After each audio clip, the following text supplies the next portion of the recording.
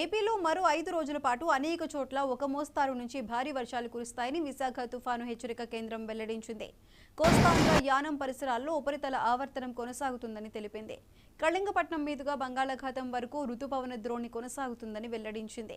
ఈ నెల 5వ తేదీ నాటికి వాయువు బంగాళాఖాతంలో అల్పపీడనం ఏర్పడే అవకాశం ఉందని పేర్కొంది. ఎన్టీఆర్ కృష్ణా జిల్లాలకు ఆరెంజ్ అలర్ట్, కాకినాడ, ఏలూరు, గుంటూరు, తూర్పు గోదావరి, కోనసీమ, బాపట్ల జిల్లాలకు ఎల్లో అలర్ట్ జారీ చేసింది. తీరం వెంబడి గంటకు 30 నుంచి 40 కిలోమీటర్ల వేగంతో గాలులు వీచే అవకాశం ఉందని వెల్లడించింది.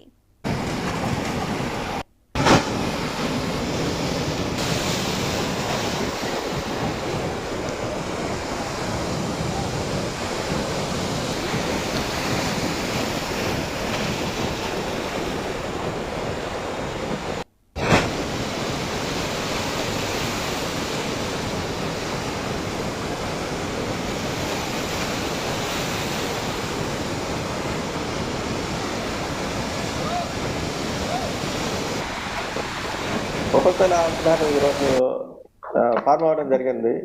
బిట్వీన్ 3.1 అండ్ 5.8 కిలోమీటర్స్ ఈ హెడ్స్లో ఉపరితల ఆవర్తనాలు ఏర్పడడం జరిగింది.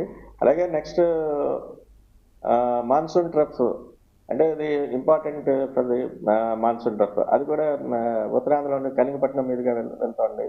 అలాగే నెక్స్ట్ ఈ conditions and another favourable conditions దృష్ట్యా around 5th of this month, a fresh low pressure area is likely to form over west central and adjoining northwest Bay of Bengal. అంటే ఇప్పుడు ఉన్నటువంటి ప్రజెంట్ కండిషన్స్ దృష్ట్యా, అంటే coastal Andhra Pradesh మీద ఉన్నటువంటి ఉపరితల ఆవర్తనాలు, next monsoon trough మన ఉత్తరాంధ్ర మీదుగా వెళ్ళడం అండ్ అదర్ ఫేవరబుల్ కండిషన్స్ దృష్ట్యా around 5th of this month కొత్తగా మరొక అల్పపీడనం ఏర్పడే ఛాన్సెస్ ఉన్నట్టుగా ఐఎండీ బులెటిన్స్ లో మనం చెప్తున్నారు.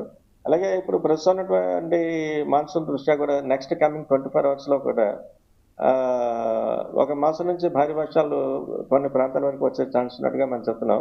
ముఖ్యంగా అయితే ఉత్తరాంధ్ర వరకు అయితే మోస్తరు వర్షాలు పలు ప్రాంతాల్లో వచ్చే అవకాశం ఉంది. అలాగే దక్షిణ కోస్తా వరకు వస్తే అక్కడక్కడ మోస్తరు వర్షాలు, కొన్ని చోట్ల అయితే భారీ వర్షాలు. ముఖ్యంగా అయితే ఎన్టీఆర్ కృష్ణా ఈ జిల్లాలకు అయితే